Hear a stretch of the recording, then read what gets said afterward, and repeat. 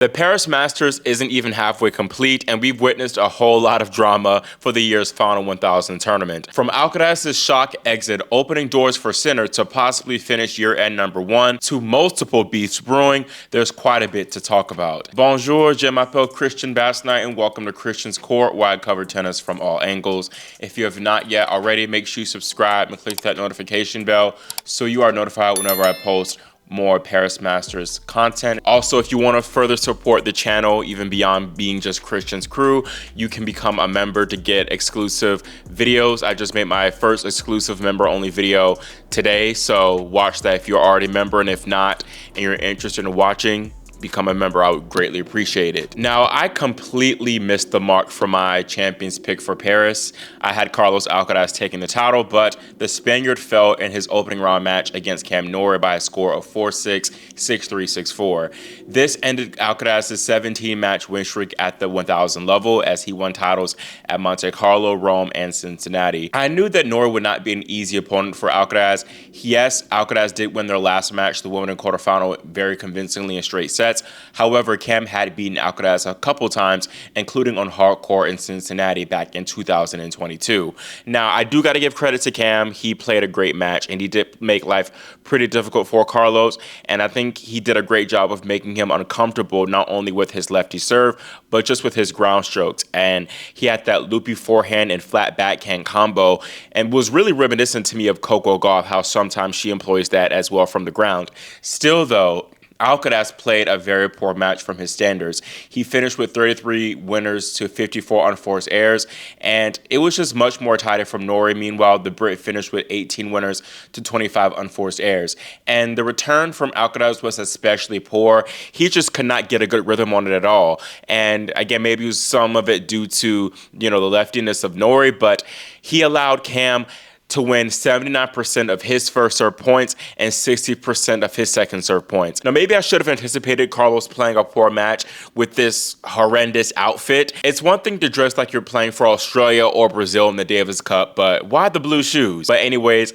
Carlos never really looked like himself out there, even when he won the first set. He had odd sitter misses. He was frustrated with his team, even telling them the only thing that was saving him was his serve, and that he wasn't feeling the ball right, and that he was doing everything else wrong. And then even his water bottles weren't cooperating. They weren't standing up right. It really just was not Carlos's day. And looking at his post-match press conference comments, the Spaniard said, "I had a lot of practices here, which I was feeling great, feeling amazing, moving on the court and hitting the ball. I had all the ideas clear and all the goals clear. But today, even in the first set, which I won, I just felt like I could do much more than what I did. I tried in the second set just to be better, but it was the total opposite. I just felt even worse." I think I have to give credit to Cam as well, because I think he didn't let me stay or come back in the match. I had a few break points, which I would say could have been really helpful for me. I didn't take them with really easy mistakes.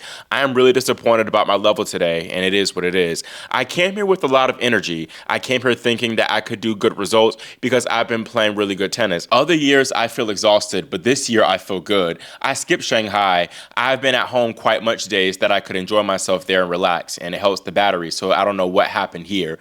But it is a tournament that is really difficult for me to play well. But I will figure it out, and I will end up playing great tennis here for sure. Paris definitely has not been a successful tournament for Carlitos at all. He has never won 3 matches in a single year here. His best result was a quarterfinal showing in 2022, and I thought that he would do well here. He, again, as he mentioned, came in here more well-rested, and the courts were slower as well, which many people thought would help him, but he kind of shut up Zverev there because he struggled, obviously. And one of my Twitter mutuals, Vance, made a good point. He said that Alcaraz might need to make more adjustments going back to playing on slower hard courts. And his last 2 losses came actually against former Indian Wells champions, Cam and then Taylor Fritz, taking back to Laver Cup, although I don't know how much stock I take in that Laver Cup loss, but still a very interesting correlation and connection there. Vance also talked about how it's probably more difficult for Carlitos here adjusting because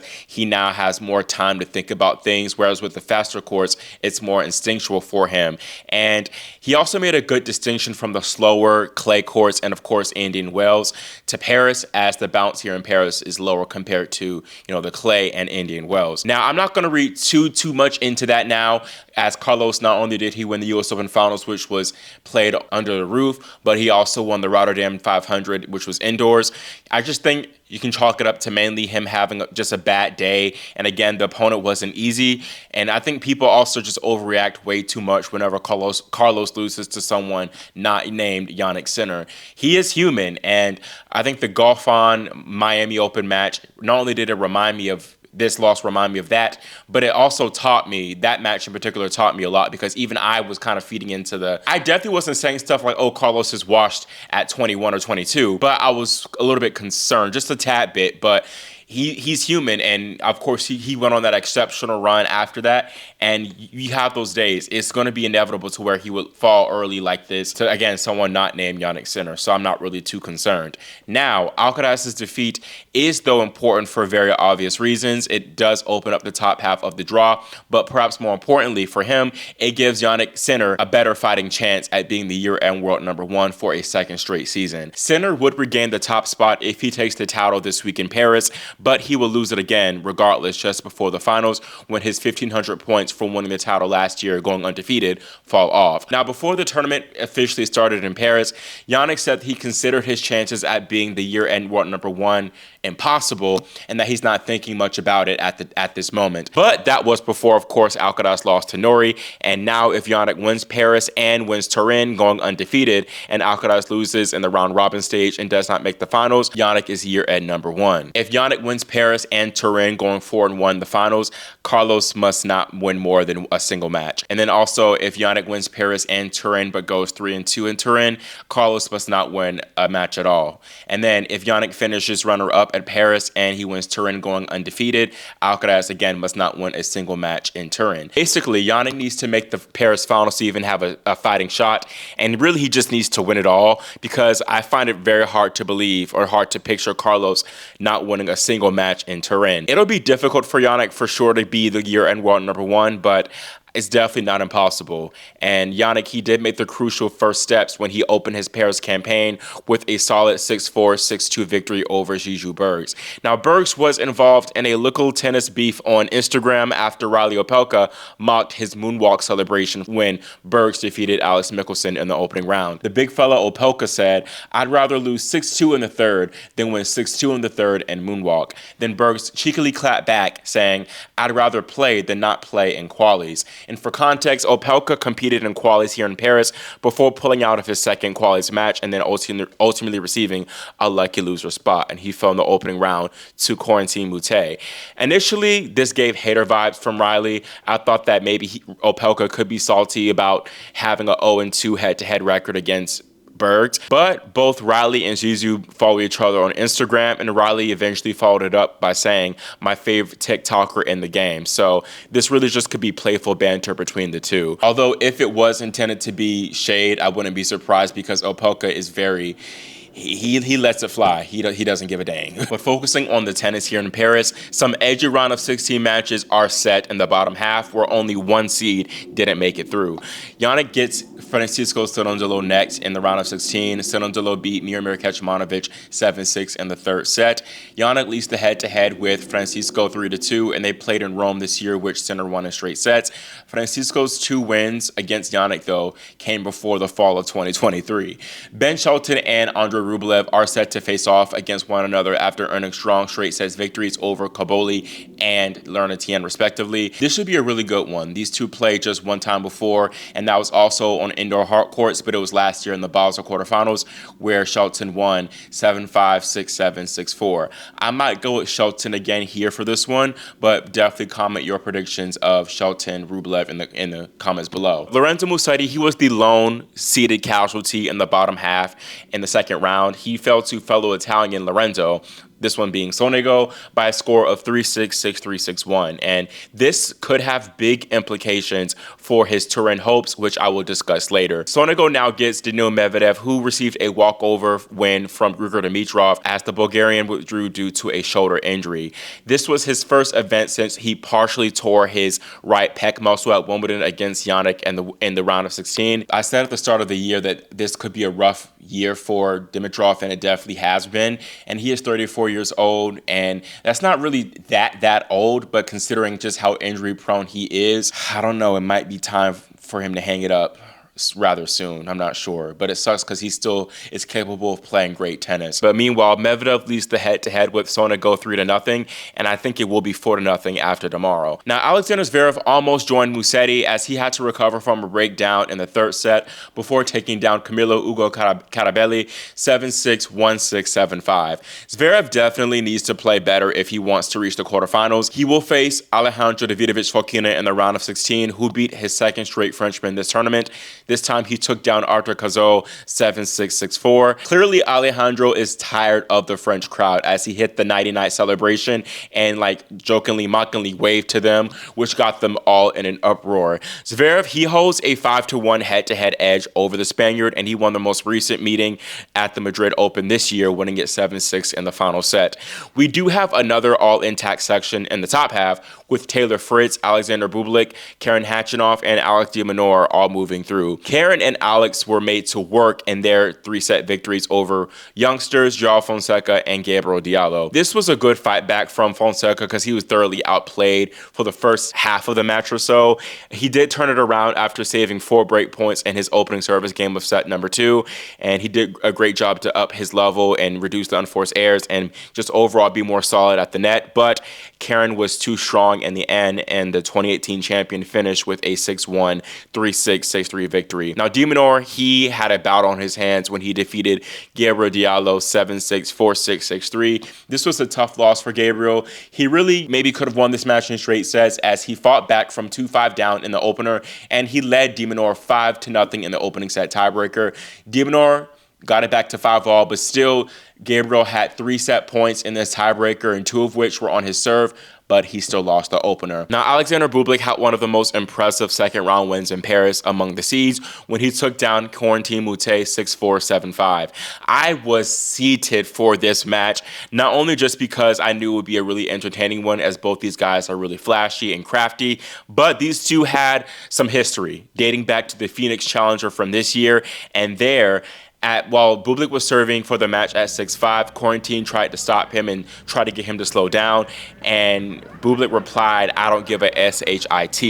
And clearly Corentin was not happy about that when they shook hands at the net, and things got escalated to the point where Bublik said, do you want to fight? He was ready to square up against Corentin. Moutet, he made comments about Bublik, obviously, in the press before this match, and he said, "We know he's very provocative with many players. He likes to mock his opponents. I'm going to stay focused on my game with the help of the crowd. We've had our differences in the past. Let's just say he doesn't represent the values I stand for as an athlete in his behavior. But we're all different, and that's important for tennis too. I'm going to come in highly motivated and try to send him packing." Now, Bublik was on a mission, a big mission, to send Moutet packing, and he did just that. Of course, he played a very strong match, and he really did a great job of blending in his trademark flair and variety, just strong firepower. He had an excellent serving performance, only facing 1 break point, wasn't broken at all, and he just had too much for Moutet. He had 31 winners, 30 unforced errors. Moutet finished with 18 winners, 15 unforced errors, but mainly, in addition to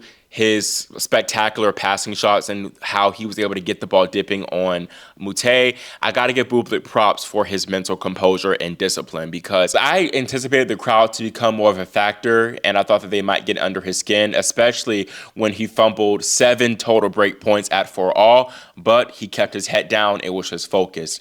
And after shaking hands with Moutet, he did say something that we couldn't really hear from the cameras, but he pretty much let his pen do all the talking as he wrote on the camera lens on the way home.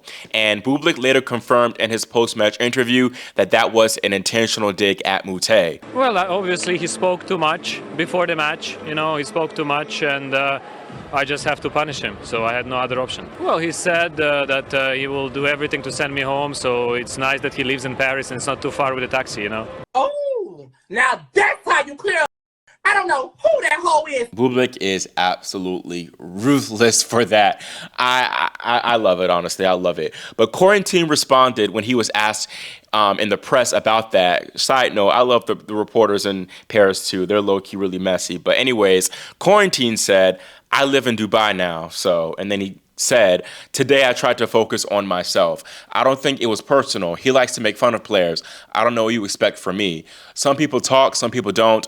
I guess he's a part of that first category. He loves to verbally clash with people, and I don't like that kind of things. When things go beyond words, I know how people behave, and I know what kind of character he is, apart from the character he has shown in the media. So it's no use talking behind the mic. He's good enough to do that by himself, and I'll let him do it. I am honestly here for this little beef. I'm not really a team Bublik or team Moutet. Normally I have a clear side with these type of situations, but I think both are valid to pop their stuff. I mean, Moutet said what he said. He said he was going to try to send him packing, and Bublik clearly took that personally, and he still shook his hand, which he didn't offer that to Alexei Popyrin in the opening round after Popyrin didn't apologize for a couple of net cords. That again shows just how Bublik has really been petty all tournament in Paris. But anywho, I think Bublik was very valid in that. I think it was cheeky. I think it was fun. I think it was fun shade. So I'm here for this little beef. It makes sense that these two maybe don't like each other because they're both guys with big personalities. But as I said in my short, maybe they can mend it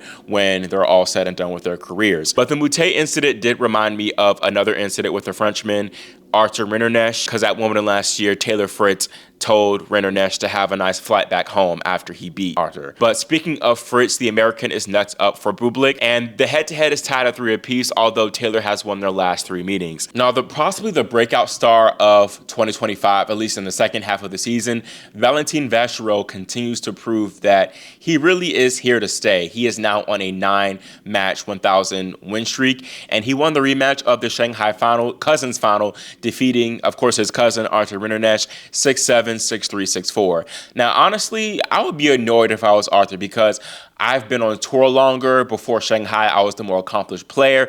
And then now you beat me not once in Shanghai, denying me of a 1,000 title, but now you beat me in front of my home country. I mean, yes, Vachereau is not that distant, far distant from France as he represents Monaco, but still, like, this is supposed to be my home 1,000 tournament, and you've done me dirty twice in a row.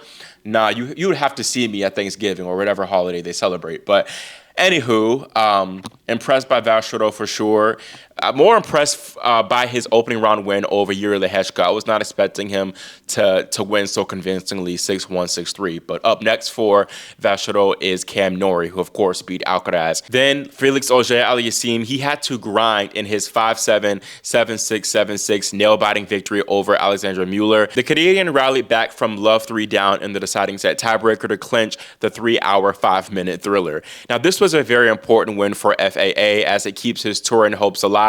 He can pass Lorenzo for the number 8 spot if he reaches the Paris finals, which is very doable. And if he goes on to win the entire thing, he outright clinches his spot for Turin. Up next for Auger-Aliassime is Daniel Altmaier, who ended Ruud's Turin hopes with a 6-3, 7-5 victory over the Norwegian. Now, Altmaier, he does hold a 2-1 head-to-head advantage over Auger-Aliassime, so it's not going to be a walk in the park for the Canadian. That is all I have for this Paris update video, and let me know your thoughts on the ongoing race for year-end world number 1. Do you think Jannik has a legit shot at it? And just give your predictions of who you think will ultimately be year-end world number 1. Also, are you concerned at all for Carlos and his bid for his first ATP Finals trophy in Turin?